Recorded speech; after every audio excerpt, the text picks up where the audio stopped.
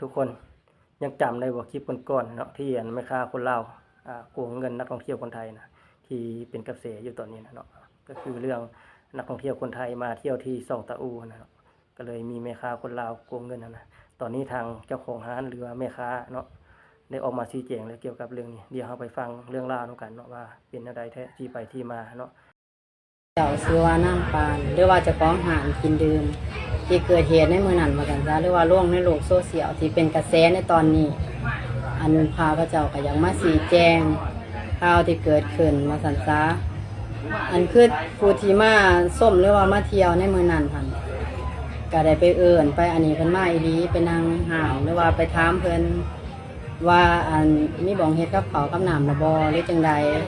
เพิ่นก็ได้ตอบว่ายังอยู่ห่านเจ้าเฮ็ดได้บ่ทั้งนี้ก็ว่าตอบว่าได้อันคันว่าจังซั่นแล้วตกลงกันแล้วก็คือมานั่งตกลงราคากับเบียร์กันแล้วก็ว่า80ก็โอเคซ้ำนี่บ่แพงแล้วมานั่งแล้วจังซั่นเพิ่นก็เลยว่ามีผู้สาวบ่จะไปเอามาให้ได้บ่เอิ้นมาได้บ่ทั้งนี้ก็เลยตอบว่ามีอยู่เจ้าสิเอาบ่เอาอยู่เพิ่นว่าคันเอาแล้วจังซั่นทั้งห่านนี่ก็ได้ไปเอิ้นน้องเพิ่นมาห่านกันทางนี่ล่ะเพิ่นก็เลยว่ามานั่งนำแล้วจังซั่นทั้งนี่ทั้งห่านเจ้าของห่านนี่ก็เลยถามว่าท่านเพิ่นมานั่งแล้วจังซั่นหันเพิ่นสิขอเบียร์น้ำเจ้าแต่สิให้เพิ่นบ่เพิ่นหันว่าให้อยู่กินโลดซ้ำเบียร์บ่เป็นหยังเพิ่นว่าเครื่องน้ำซ่าอันคือกระแดะนึงก็คือน้ำซ่าก็ได้ขอก่อนเพิ่นว่ากว่าละเท่าใดกว่าละ50กว่าละ50แล้วจังซั่นเพิ่นก็ว่ากินโลดวันนี้คือ2มากก็คือเปอร์เซ็นต์คือกับแกล้งหั่นล่ะก็ได้ขออนุญาตเพิ่นว่าให้กินอยู่บ่อันผู้สาวขอเพิ่นก็ว่าให้กินโลดคือผ่าเย็นนี่ก็คือเพิ่นเฮ็ดกับข้าวให้กินเพิ่นก็ได้ขออนุญาตก่อนที่เพิ่นว่ามาเปิดแบบมั่วอีหยังหั่นล่ะที่เพิ่นบอกในประเด็นก็เลยว่าให้อยู่เปิดโลดไม่เท่าบ่เป็นหยังเพิ่นก็ได้เว้าแนวนี้อีหลีข้าพเจ้าเป็นคนแบบถามเบิดทุกอย่างที่เอามากินในมื้อนั้นที่จำนวนเงิน 8,000 บาทในมื้อนั้นแต่มันก็บ่มีแต่แนวเดียวบ่มีแต่เบียร์3ลังมันก็มีน้ำซ่ามีขนมมีเบียร์หน่อยอีกลังนึงกับครึ่งในมื้อนั้นมันก็ไล่จำนวนเขามันก็คือหลายมันก็รวมกันแล้วมันก็ 8,000 ก็คือว่าปกติแต่ผู้บ่เข้าใจก็สิว่าแพงแต่ว่าแท้ๆแล้วหั่นราคาเบียร์ก็80บ่ได้ไล่หลายบ่ได้ไล่เกินกว่านั้นค่าบริการผู้สาวก็บ่ได้ไล่คือว่ากินแบบม่วนอีหยังแบบก็คือว่าเอื้อยน้องมาพักมาเช้านำเนาะก็คือว่าถือเป็นธรรมดาบ่คิดว่าสิมาเกิดจังซี่ว่าซั่นซะแต่ทางหารเฮานี่ก็ได้มาชี้แจงหรือว่ามาเล่าสู่ฟังว่าซั่นซะคือว่าในเหตุการณ์ในมื้อนั้นว่าซั่นซะก็เลยมาเล่ามาชี้แจงหลายคนก็เห็นมาว่าคือบ่ชี้แจงแน่เป็นจังไดมาจังใดผิดไผถูกก็คือได้มาชี้แจงในมื้อนี้ว่าซั่นซะให้ชัดเจนให้เข้าใจเบิดทุกคนทั้งฟังไทยฟังลาวที่พูดของใจในโลกโซเชียลในตอนนี้ล่ะข้าพเจ้าก็ได้ออกมาชี้แจงแล้วคือถูกบอกคำถามที่บอกไปหันก็คือแมนเบิร์ดบ่ได้มีการแบบตัดต่ออีหยังคือความจริงเบิร์ดทุกอย่างที่เราไปแล้วก็ที่แจ้งข่าวไปขึ้นในมื้อนั้นคือว่าค่ากับเขาที่เพิ่นว่า3 จานนี่ก็คือมูลค่าที่ซื้อมาแต่ทั้งหาได้ออกเงินก่อนในจำนวน600 บาทคือว่าทั้งผู้ที่มานั่งนี่คือว่าบ่ได้ออกพวกกีบคือทั้งหารเขาจัดการให้เบิดเขาก็ไล่ร่วมทั้งค่ากับเขากับยังหันทั้งเบียร์ทั้งยังหันมันก็ถือมันก็ไล่ออกมาถึง8,000 บาทก็คือว่าแพงผู้บางคนบ่เข้าใจก็ว่าแพงแต่ว่าแท้ๆแล้วมันหลายอย่างคือทั้งข้าพเจ้าเองกับบ่ได้แบบว่าสิจอจงอีหยังดอกแต่มาเล่าสู่ฟังมาสิแจ้งข่าวที่เกิดขึ้นมาสั่นซะอยากให้หูน้ำกันเบิดสุคนบ่อยากให้เข้าใจผิดว่าทั้งฟังเล่านี่เอาเปรียบเอารัดหรือว่าเอาร้ายจังสันจังสีไล่เกินไล่หมั่วบ่ได้ขออนุญาตก็เอามากินจังสันจังสีพระเจ้าบ่ได้เป็นแนวนั้นบ่ได้เฮ็ดแนวนั้นอีกเพราะว่ามันเสียภาพลักษณ์ร้ายเมืองลาวเฮาประเพณีลาวเฮามันงดงามซำใดเขามาเที่ยวก็ร้ายเฮาก็บ่อยากเฮ็ดแนวนั้นผู้ที่มาท่องมาเที่ยวก็เสียใจว่าซั่นซะมันก็บ่ดีบ่งามทั้งหารก็เลยมาชี้แจงในมื้อนี้ล่ะแต่บ่มีหยังหลายดอกก็ขอฝากเบิดสุคนให้เข้าใจบ่อยากให้คอมเมนต์กันจังสันจังสี่เสียให้หายแนวนั้นแนวนี้ซอยนั้นซอยนี่ให้อยากเข้าใจทั้งฟังทั้งเล่ามันเป็นพี่น้องกันไทยลาวเฮามันหักแพงกันอยู่แล้วบ่อยากให้เสียภาพลักษณ์ที่งดงาม ในเมืองลาวก็บ่มีหยังหลายขอฝากแต่ซ้ำนี่ล่ะ อืมเจ้าก็โพดเนาะขายสินค้านะ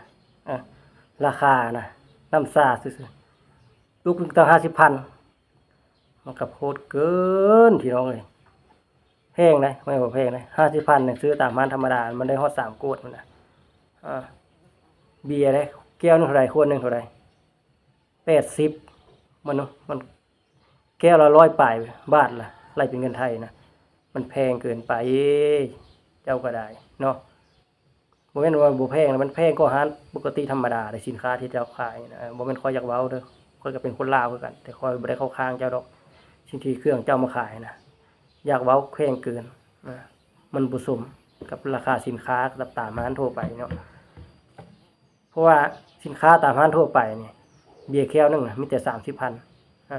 40เท่านี้ถือว่า50มันคือแพงโพดแล้วเนาะอันนี้มัน80,000พุ่นน่ะมันทบครึ่งมันหลายโพดราคาเบียร์เนอะก็คือจะว่าอาหารนี่ประเภทซีนเป็นอย่างนี้600 บาทเนี่ยถ้ามันหลายก็สมควรอยู่อันนี้ค่อยกับปกติประเภทซีนนี่เนาะแต่ว่าประเภทเครื่องดื่มนี่เจ้ามันอาจจะแพงเกินไปเนาะแพงเกินไปได้ทิ้งที่เจ้าว่าบ่อยากให้เสียภาพลักษณ์เนาะอันนี้ถ้าเจ้าหูว่าบ่อยากให้เสียภาพลักษณ์บ่ควรเฮ็ดพฤติกรรมแบบนี้เนาะเวลามีนักท่องเที่ยวเข้ามาแล้วช่วยโอกาสเวลาเขาเมานะเนาะจะกินอย่างละให้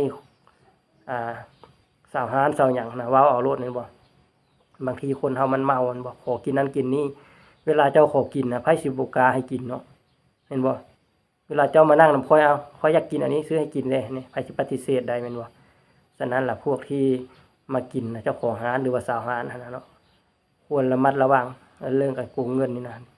มีทุกบ่อนเลยเพราะว่าพวกสาวร้านสาวหยังนี่มาหาเงินโดยเฉพาะอยู่แล้วเนาะถ้าเวลานักท่องเที่ยวมา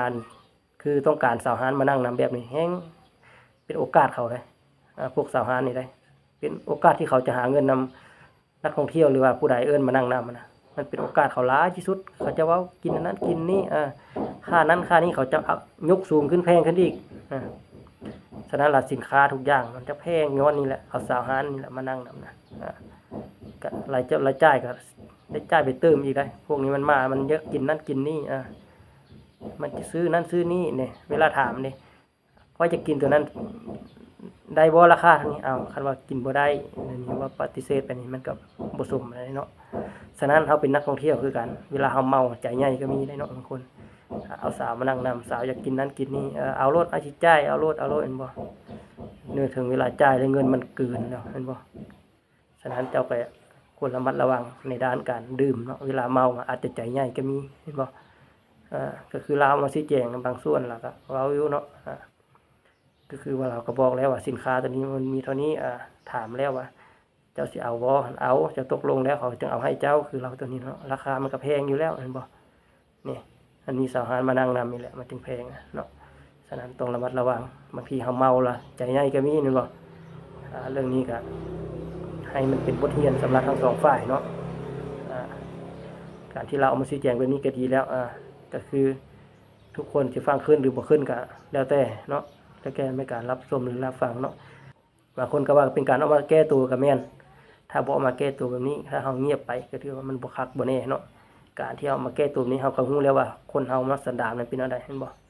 เฮาก็ควรหลีกเลี่ยงต่อไปแม่นบ่บ่ต้องมาวันนี้อีกเนาะไปวันใหม่ให้มันเป็นประสบการณ์สำหรับเฮานะแม่นบ่ฉะนั้นก็ฝากเตือนทุกคนเนาะเฮ็ดหยังก็ต้องมีสติระมัดระวังทุกอย่างมันขึ้นอยู่ที่ตัวเฮาถ้าเฮาบ่สร้างขึ้นมันมามันก็บ่มีปัญหาแม่นบ่ก็ฝากทุกคนสำนี้ก่อน